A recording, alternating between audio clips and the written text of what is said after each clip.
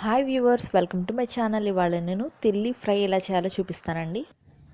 First మనం తిల్లీని ఒక glass నీళ్ళు వేసుకుని కొంచెం పసుపు, కొంచెం అల్లం వెల్లుల్లి పేస్ట్ వేసుకుని ఉడికించుకోవాలండి. ఉడికించుకొని పక్కన పెట్టుకోవాలి. తర్వాత ఒక బాండీలో ఒక 2 స్పూన్ల ఆయిల్ వేసుకోవాలి. ఆయిల్ హీట్ ఎక్కిన తర్వాత అప్పుడు మనం ఉల్లిపాయలు, పచ్చిమిరకాయలు వేసుకొని వేయించుకోవాలి.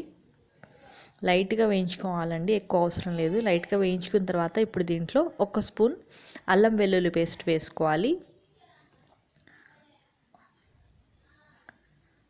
వేసుకున్న తర్వాత దీన్ని పచ్చివాసన పోయేంత వరకు వేయించుకోవాలండి. వేయించుకున్న తర్వాత ఇప్పుడు దీంట్లో కట్ చేసి పెట్టుకున్న తిల్లీని అలాగే కలేజీ ముక్కల్ని వేసుకోవాలి.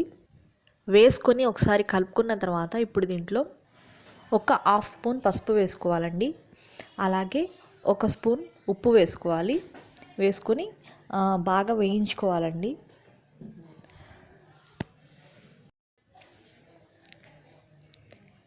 ఇలా బాగా వేయించుకున్న తర్వాత ఇప్పుడు దీంట్లో 1 స్పూన్ కొబ్బరి పేస్ట్ వేసుకోవాలి.